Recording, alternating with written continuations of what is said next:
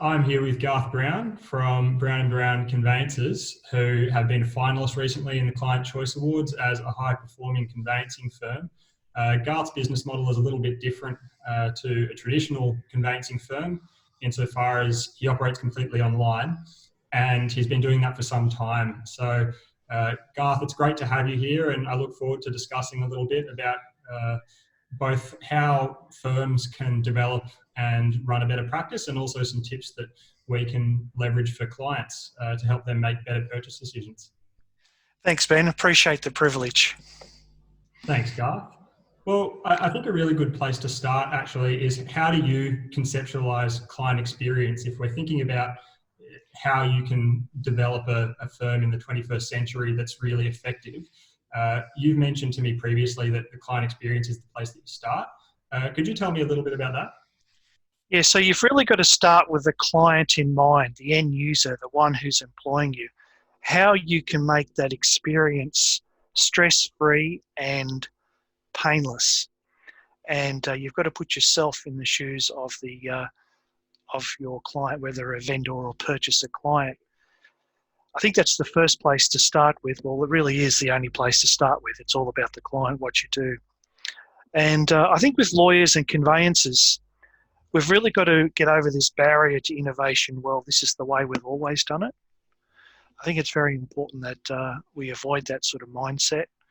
The definition of insanity is keep doing the same process over and over again and expecting a different result. So we want to adopt new ways of improving the client experience, and that's the best way to develop an enjoyable, well-paying practice in conveyancing or in law. And I think you've really got to look at what's known as client empathy, and that's really putting yourself in the client's shoes, thinking of what they're experiencing when they're buying and selling, what anxieties come up by putting yourself in your client's shoes. Is the person old? Are they young? Are they middle-aged? Are they hard-working? What sort of job do they do? Is it one that's in trades or a knowledge-based occupation? Gives you a better idea of who you're dealing with. The level of life experience, are they first home buyers or are they second home buyers? And who is the decision maker in that in the conveyance? If you're acting for a husband and wife, who is that decision maker? How can I develop a way to improve the client experience when they interact with your firm? Because really, when it comes to conveyancing, the biggest stresses are agreeing to a price and signing a contract, putting a deposit down, and having the finance approved. So thinking of that part there, but also too, additionally, of how to identify your client, how to have the authority from them to sign on PECs or online settlements, how you can get them to sign digitally the contract, and how to find out how their finance is going. So if you can sort of cover those bases pretty quickly, have something I found digitally or online is very, very good. And even organising pest and building reports or strata reports, if you can order that all digitally, it just makes it so much easier and a much more pleasant experience for your client. So it's about analysing those pain points or stress issues that come up. Because one of the biggest stresses in life is someone dying, getting divorced, and buying and selling a home. So it is a very stressful process for people that don't do it every day of their life, probably 2 or 3 times in their lifetime. So you really need to develop a system that will make the process so much easier and enjoyable and stress-free for them. So it's focusing also too, I encourage practitioners who are in law, any type of law, you should be always trying to think of, what is my client going through? What questions, what anxieties, what can I do before they get to that stage to make it easier for them? I always think of this very, very good thought here. An expression I picked up from one of our legal conferences was to focus on the relationship with the client more than the transaction. So focus on what your client's emotions are going through. So it's all about client empathy. What unknowns can you have a solution for? It's not always technology. I mean, you can supply very good methods of being able to sign documents online, order things online, and that's all very good and well, but they still need that human aspect of actually picking up the phone and asking, how are you going? Yeah, What are you up to? I think that's a really good point. Is that obviously you talk about client empathy, and for many people, this is the biggest purchase and financial obligation they've ever taken on. And you sit in with a broader framework of clients having to obtain financing, clients having to do, as you said, building and inspection reports, and having a lot of stresses that go outside the actual job of a conveyancer, and understanding where you fit in that process is super important for actually providing a service that, is useful to a client and does address some of those anxieties that they have, because there are going to be plenty. So what would be some of the methods that you would use to not just think about it, but really, experience it, so that you can have that empathy with clients and provide a better service within that big picture? Well, some of the tools that I've used is known as ebooks. Very simple electronic book that's in point form, and it outlines a general idea of what's coming up and then what to expect. And that really allays a lot of fears out of the whole transaction. They're not worried about, well, what should I do next? They've got that up front, right at the beginning of the transaction, knowing what to expect. And I've found that's really, over the years, has reduced so many telephone calls coming into the practice, because the client already knows what to expect from that very simple electronic book, whether you're buying or whether you're selling. It's like a conveyancing guide to do that. So I had that professionally produced. So that was a very big step forward for our practice. And I think not only for conveyancing, but other areas of law, because it's a knowledge-based profession. If you're able to put something that's different from other firms, it distinguishes you and improves the client experience. Yeah, it certainly does. And I think a key point there as well is that you're not selling information as such, you're selling wisdom about how to use that information. So I think there can be a bit of fear, particularly with traditional firms, about maybe giving away your secret sauce. But obviously newer firms are taking a different approach, and it means that clients are coming to them with that little bit less anxiety and a bit more trust with making that purchase. So I think that's obviously a good step forward. In terms of innovations, you mentioned that firms as well, early on in the piece, have had barriers to innovations. What do you think some of these barriers are, and how would you address them as a practitioner? Oh, I think over the years you've had people who don't want to get involved with change. Change is a big thing, and when I first came into the legal space, there was very limited computer technology savvy products, and that was 25 years ago. But I think people just get used to doing it the same way, and they think, oh, well, this is the way I've always done it. It's stressful to change. I don't want to learn anything different. I'm going to retire soon. So these are the things that are real big barriers to firms. And I think the way to overcome that is to employ a coach of some kind. I do a bit of coaching myself with different firms, where you can go into their firm physically, or give them coaching via the phone or video conference of, why don't you try this? Or this is a great idea. But not only, I find that when you do give that advice as well, that you'll get 70% when you give coaching that won't do anything, which is really disappointing. It's like learning a horse to water. Here, this is the way forward. This is the way to do this. Just make these small changes at first, and when they work out, then we'll go to the next changes. You'll get 20% that probably do the opposite to what you're saying, and then you'll get the 10% that actually make the changes and take action. And I remember Michael Yardney, a very good property commentator when it comes to investing in property, says that's what separates the successful people from the others, that they take action quickly. And it's that I've always done it this way. What was the other point there?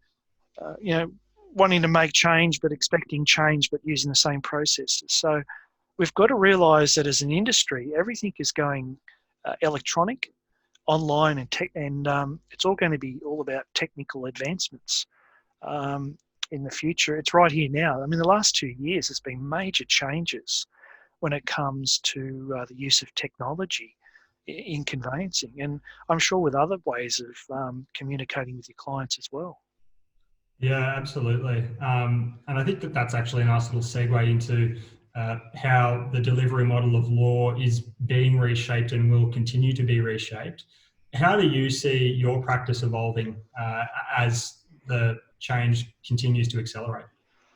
Well, that's a good question. I mean, I do quite a bit of work with several software firms, as long as with my conveyancing practice, and I found a really interesting model that I heard of was one firm that just walks around with a laptop, and that's how they run their businesses. Wherever they are, whether they're on holidays or whether they're visiting someone else, another area of Sydney or Melbourne or wherever, and they've got someone taking their telephone calls via a virtual office and a virtual assistant. They log into cloud-based software, and they just walk around with a laptop or an iPad accessing their cloud-based system. So, I mean, that is really a tech-savvy way of operating today, because when you think of it, the average age of a person in Australia is about 37, 38, according to the Australian Bureau of Statistics. So what that means is that most people are buying homes between 25 and 50. And I would say up to the age of 50 that most people are tech savvy. So there's really no problem in trying to cater for that type of market, like going virtual and online. And I've been able to do it successfully for about 13 years now. I mean, I started a similar process through a remote desktop connection via a laptop.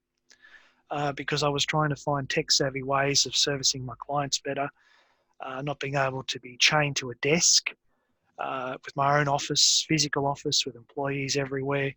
And I just found it so much of a better way to operate, to enjoy what we're doing and earn better money without all those fixed costs that were coming in.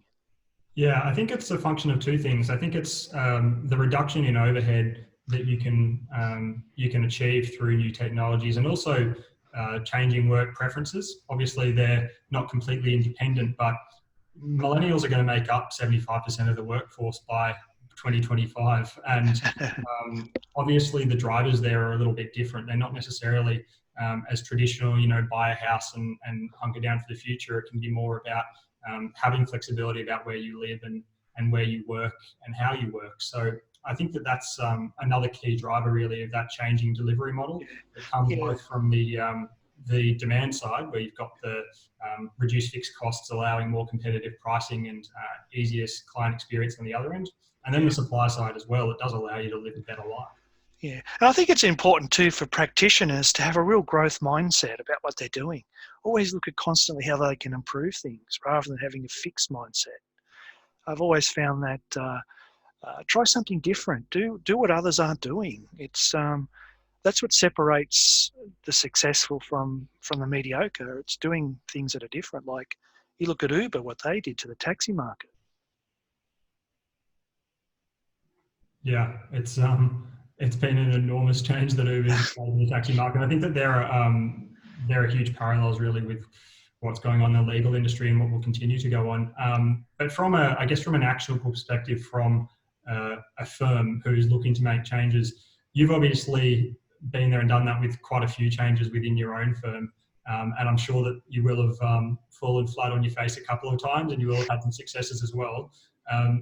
How do you go about learning from your mistakes and carrying out postmortems on things when they don't work out? Because I think that's one of the biggest barriers. Is people are worried, what if it fails? I look like an idiot in front of everybody and I lose a bit of money. I guess, how do you overcome that fear for a start? And then secondly, how do you address it and work on these things when they don't work out? Well, I think it's important that for anybody that's been successful in life is to get out of your comfort zone. There is a risk to everything in life, and I think it's important to, if you're going to try something new, yes, you will fail. I've failed a number of times when it comes to what I tried to do, but I wouldn't be where I am today, where I'm able to enjoy what I do and be well paid for it. I would think that postmortems are just part of life. That's how you get better and better. It's really, when you talk about failing, interesting LinkedIn article made the point that it's the first attempt in learning. So I thought that was a really good point to make. And any successful person has failed and failed many times. Michael Jordan said he failed more times than the number of successes that he had, but he got better and better and better, become stronger, looked at reloading and doing things differently next time and learning from the experience. I've had a couple of those. I remember about 10 years ago, I had a client, used to do a lot of reviews of contracts prior to auction. And you charge a small amount because I felt really bad if they're spending all this money on pest and building and strata reports, and then if they miss out on the property, they sort of take it out on you that you're the bad person. And I remember one client there, we charged a nominal amount to review the contract, indicated our fees. They were successful at auction, this particular person. So the contract was sent into our office, and we bent over backwards helping out that particular client. And then I was working away, and then I got a phone call from the client a little bit later that day saying that they felt uncomfortable dealing with our firm. Now, this is the first time I even heard of this, because we pride ourselves on our client experience and making sure clients are well cared for. Because if people feel that they've been well cared for, they're more likely to listen and respect you. And what happened was that this particular client had found a cheaper firm to carry out her conveyancing work for her after the auction. So you sort of feel a bit used. You feel a bit, you feel bad. And it wasn't a pleasant experience for that to happen. And then the lady wanted the contract sent on to another firm. And I said, well, you'll have to pay for the work that I've done on the file, which she refused. So we ended up going to mediation, and we received a nominal amount, not really what we were owed. So it really made me rethink the whole process when it comes to reviewing and pricing contracts, whether you're selling or whether you're buying. And it really came down to a point then where we're going to charge well to do a pre-contract examination or a vendor questionnaire to prepare a contract. And that got rid of a lot of these type of clients out of the sales funnel. And we've really been able to then state good fees on what we'll do for the client by demonstrating value, rather than being auctioned off and someone rings up and says, how much do you charge? And they're checking down the road and all this sort of thing. But you get them to pay a little bit, and then you're able to demonstrate the value so that your knowledge is what's important here. Knowledge is power. And then you're able to price your work there and compare it to sales price, stamp duties, agents' fees. And from that difficult experience that I had, I was able to really fine-tune how I go about dealing with that age-old question when a client rings up out of the blue, how much do you charge? Just thinking you're some sort of commodity. And it really helped me from that post-mortem of dealing with this particular client to adjust how we go about our practice. And it's, yes, I did fail, but I tell you what, it's really helped us in the future of from that day forward on how to do things better. And we just kept going forward in leaps and bounds. And it saved me a lot of stress. It's attracted really good clients that we deal with. And I wouldn't be where I am without that particular experience. So you think really the big part is, I guess, swallowing your pride and being able to put yourself out there, and then just understanding that things aren't going to work out and they're not going to be exactly as you expect them before the fact, but knowing that you can have confidence you are going to learn some things and that you can then implement them to then start getting on the right track, because until you have that litmus test, it's really hard to know whether your initiatives are going to work. Oh, yeah, definitely. You need to have setbacks. It's just part of life, and you learn from them, you make adjustments, but you've got to make the effort. You've got to take action and go forward and try it. So use your gut instinct, and if you see a new technology, or if you see, some of my best thoughts have come by going for a walk or going for a bike ride. I come home and I've got these something's happened during the day, and I thought, hey, why don't I try this? And I try it, and it works out. And then most of the time, it does work out, but there are some times where it hasn't. So it's really getting up and trying, going again. And in terms of another source of learning, you learn from your clients through collecting feedback regularly. You learn from I guess before the fact of even getting feedback, trying to put yourself in their shoes and design your client experience effectively. And you also learn from then shipping stuff that may not be perfect, but understanding that you're going to learn some things, and then you can pivot and iterate your approach towards things. You also have mentioned that you try to learn from other industries, because I guess the way I see it, and FirmCheck has done the same thing, we've looked at business models in other industries to influence our product. What other industries and other people have you looked to beyond just the legal profession or the conveyancing profession, so that you can maybe get a bit ahead of the curve and play into the changes that you see coming? Yeah, I've looked at what makes other people successful in life. I mean, human life is not long, but I think if you look at what other people have made them successful, what decisions that they made, it is a really good basis on how it can help you and your mindset when it comes to running whatever type of business it is. And particularly, you get a lot of good ideas outside of your own industry. Even talking to people that don't even know anything about conveyancing, you run something by them and they give you advice about how things should be planned out. But I look at some people like Mark Cuban, like they've got he's a very successful entrepreneur from the United States. He's made some very good quotes here about outlearn your industry, how to execute on a profitable business opportunity better and faster than the competition. Thomas Edison, he developed the electric light bulb, 99% perspiration, 1% inspiration. And sometimes that's all you need, is that sort of approach to whatever you're trying to do. Jack Ma, he says no one's become rich working 9 to 5. So to try and develop what you're doing and make the most of it. Mark Cuban says work smarter, not harder. So just because you're working hard in your business, sometimes it's best to take a step back and look at how you can be smarter about what you do and how you go about it. So always looking at different ways to improve your business. Read many books on business development, I think is important. There's some very good LinkedIn articles on Inc. Success, Inc.com. As I said, Michael Yardney's got some very good tips there. He talks about wealth is the transfer from the impatient to the patient. That's what wealth is. Warren Buffett, time is the most valuable asset and you don't own it. So you've really got to make the most of the time that you have. Fail fast, get up and reload. And I thought this was a good quote I saw the other day, was great things never come from comfort zones.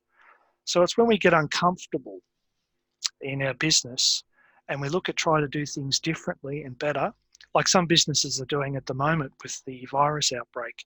They've stopped the in-house dining, they've gone to takeaway, and some are doing quite well out of that. Trust your gut instincts. It's like a second brain when it comes to trying different things. And I found this a very interesting article about the 5 things that people regret on their deathbeds. And one of them was not trying something they always wanted to do.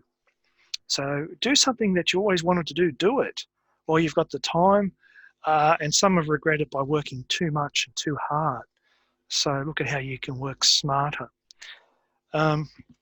Fearful when others are greedy, and become greedy when others are fearful is another interesting quote.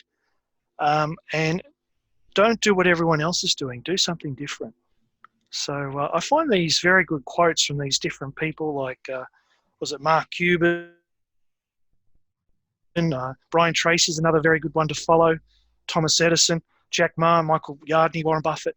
These are successful people, what they've done. And if you look at what makes them successful, it helps you with your mindset and how to go about to make changes of what you're doing. And we've seen that happen because we were a finalist this year in the conveyancing section of the Client Choice Awards.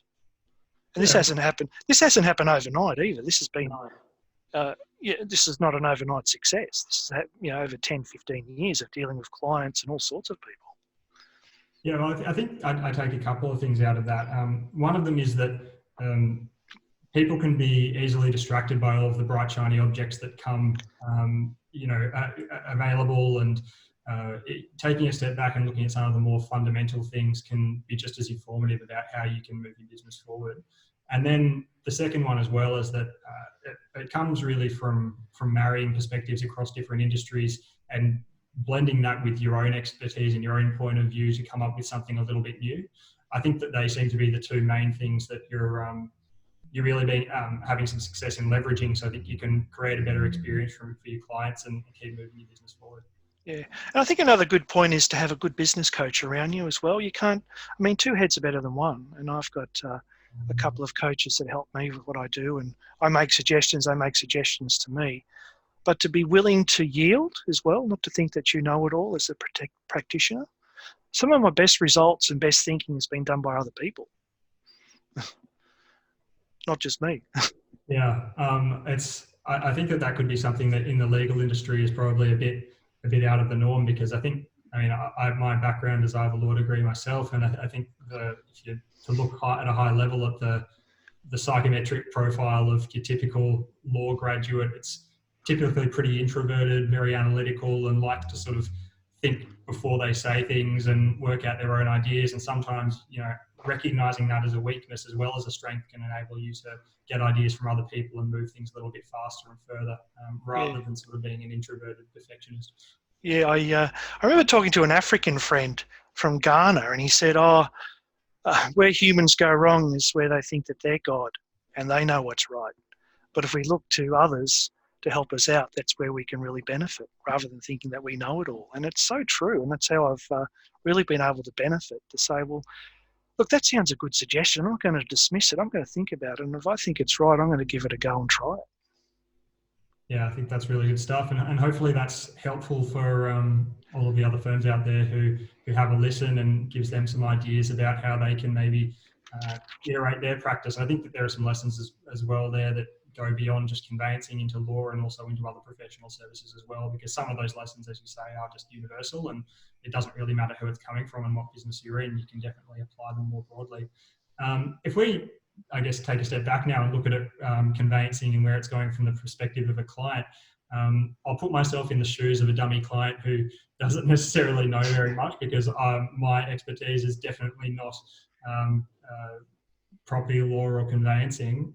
So I think I'm in a position to be able to ask you, maybe from a layman's perspective, what are some of the things that we can implement in order to be more effective in our property purchases? So when you're inspecting a property, for example, just at a high level, what would you say are the main pitfalls that buyers will typically fall into?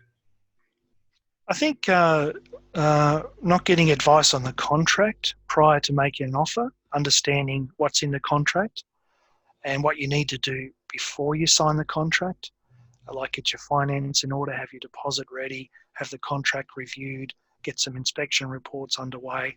I think that's sort of left after until the offer's made on the property, and then the contract comes in from there. So my advice would be get advice on the contract prior to making an offer. I think is very important. Another thing that a lot of buyers don't think of is that there's a lot of things that the eye can't see when it comes to a property purchase or a property sale, and that's what's known as a latent defect. So it's something that's not the eye can't see.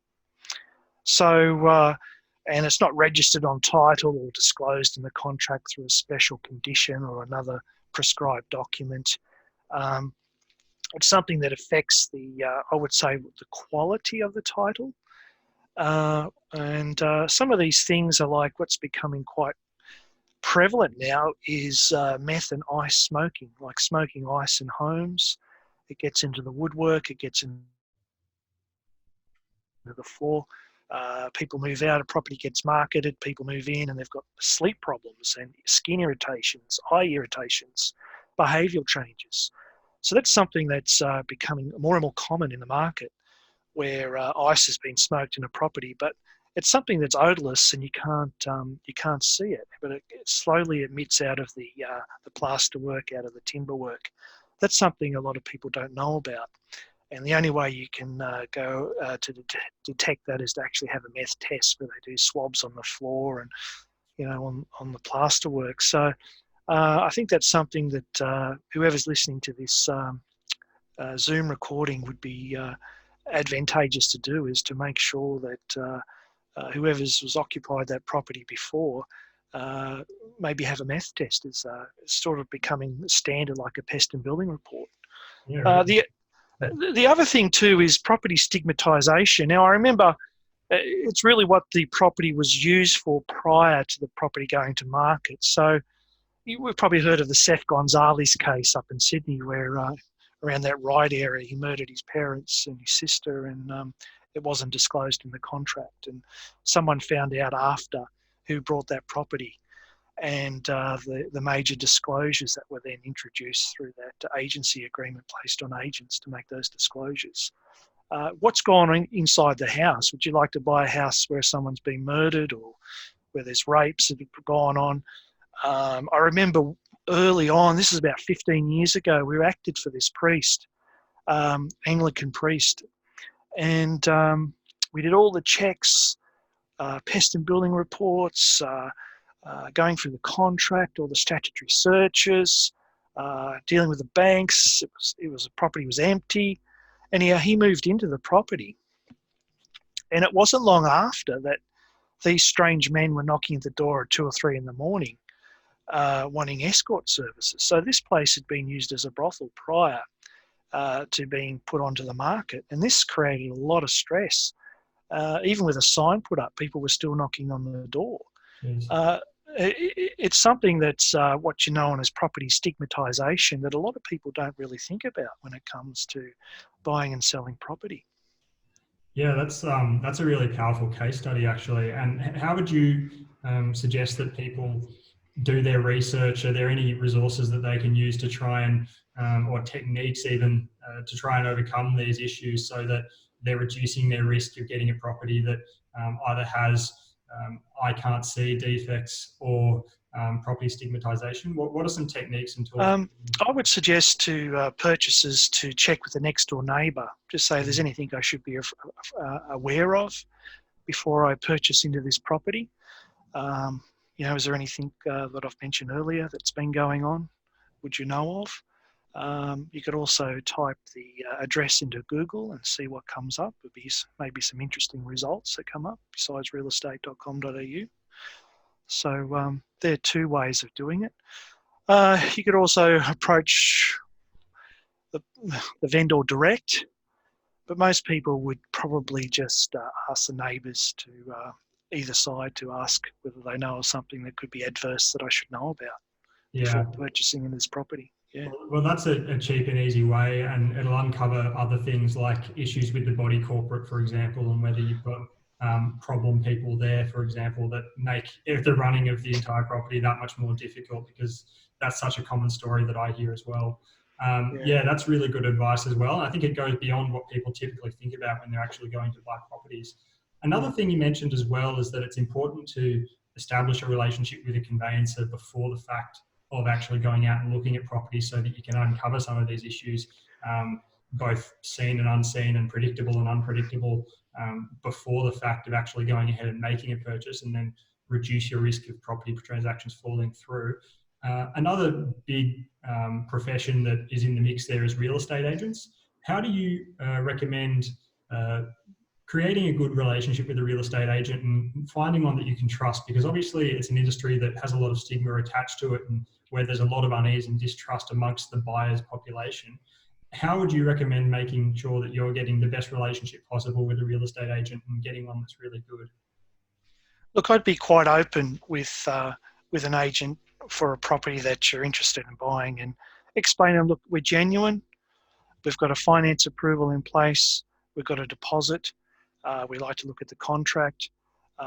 We want to establish a good relationship where we can trust you and you can trust us, and we can move forward. Because you'll find that if you're able to establish a good relationship with a real estate agent, they will bend over backwards to make sure that you can get that property make sure that offer is actually submitted, and you're able to get a good deal. Because I think that's what's really important, is that an agent knows that I like you, I trust you, there's good trust here. We can get this together for you, and sign a contract, get a deposit down, and get a binding sale. So I think it's important. Real estate agents are good in most cases to help you to do that. But even more so when they know that you're genuine and you're ready to go ahead and actually do something and follow through on your word. And but it's all about business. It's all about getting that secured contract and then getting a commission at the end. So the quicker and the easier that trust is developed, I think the better for all parties to develop a good relationship, because real estate agents can be a very, very handy and helpful ally in what you're trying to achieve. Because if they've been around for a while, they know what market trends are and what's going on, and they can also help you after the sale to give you advice on how much money you should spend on renovations and what I should do with the house and things like that, because they know what's going on in the market. Yeah, I think that's a really good point. And there's one thing I'd like to drill down into there as well that you mentioned, which is make sure that the offer's actually submitted. Could you extrapolate a little bit more? Well, I found this is where real estate practice can fall down, because you don't really know whether this, for sure, because it's not transparent enough to know whether an offer has been submitted through or not.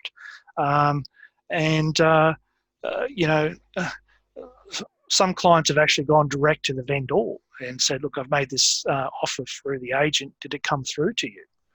Because they were that stressed out as to whether the offer had been sent through. They felt their gut instinct was it hadn't been submitted. So these particular clients went to the vendor and said, well, have you received my offer? And they said, no. Well, my offer was this. Will you exchange contracts with me? And the vendor agreed to do it. Hmm. Yeah. So I'm not saying this happens in every case, but this particular one that I was involved with, it did happen. Yeah, and if you don't necessarily have direct channels to be able to access the vendor, can you think of any techniques to help give the buyer comfort that their offer has been submitted? Because that's obviously a huge issue from the buyer's perspective. Yes, I think it's important to put an offer in writing, and also to have a reply date, maybe 4 o'clock that day, Yep. and have the response replied to by the vendor on email or on fax or in writing in some way from the vendor. I think that's probably a good way to go about to put pressure on that the offer has been tendered to the actual vendor. Yeah, it's something that my definitely pricked up, because in purchasing a property before or submitting an offer, I had I just had a gut feeling when the agent told me the offer had been submitted that it really hadn't. You know, when you and it's always been an age-old problem, and it's probably the best way to go and talk to the vendor and say, I've submitted this. Did you get it? Or you put it in writing, or you put something under their door or something that I've offered you this. Can you give me a call back on this number? Because there's no transparency otherwise, and we don't live in a perfect world. Yeah, I think that's a really helpful tip for anybody out there who's maybe going into buying their first property and for whom it's not yet become an apparent problem, but where it's soon going to be, the lack of transparency in the real estate market.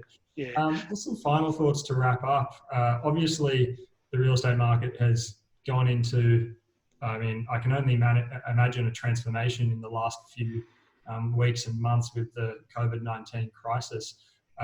What are your thoughts on the direction the property market's going to go in, both during the pandemic and then when we come out the other side? Oh, look, it has definitely reduced. Yes, definitely the level of activity has reduced. And look, I suppose not until people get back to work, you get pubs and clubs and restaurants back opening again, and demand starts coming back in, and banks start to, there'll probably be a bit more checks from banks. I was thinking about this the other day, that you are employed, because of, people just starting back at work. There could be some major changes there. People being put off because of what's going on, and just because you're back at work doesn't mean you're going to stay at work, because it takes a while for the economy to get back going again. But I'm sure, a vaccine that's probably the key question. Will a vaccine be available? And if not, that will delay, I think, demand back into the market. But I think if demand will slowly start to come back in as those bigger restrictions are released, like not to stay. You don't have to stay home. You can go back to work. The pubs and clubs are open, golf courses, things like that. Eventually, that demand and confidence will come back. But for the medium to short term, I think it's going to be fairly stagnant and rather reduced in the amount of, because it's all about demand and supply. Yeah. That'll create some opportunities as well for the for buyers who are in the market now. Well, yes, there's always a silver lining. I mean, if you can find, just because a property is cheap doesn't mean it's a good value. But if you're in a blue chip suburb and the price is a little bit lower than usual, then it's an ideal opportunity to get in to a property in a blue chip suburb. Because I always believe a very good value property is somewhere in the inner middle ring of a major capital city. Yeah, well, that makes a lot of sense. And Garth, I really appreciate your time to speak not only about how buyers can make better decisions when they're making property transactions, but also to share some of your insights and some of the techniques that you use to help create a conveyancing firm that's, I think, a little bit ahead of the curve in terms of being purely online and having low overheads and giving yourself that flexibility to live the sort of life that you want to live. Yeah, and I think it's important too that if you're a firm with employees, there are firms out there that operate very similar, and they've got employees scattered across a geographical area that work from home and reply online to clients. Yeah. Sorry. That's okay. We can edit that out. No, there are certainly a lot of opportunities there, and I think it's a tough time as with COVID-19 crisis, but also in times like these, there are always a lot of disruption and a lot of opportunity to create new things and to move things forward and create something that's better. So I really appreciate your time this afternoon, and yeah, look forward to talking again soon. Thanks, Ben. All the Cheers, best. mate.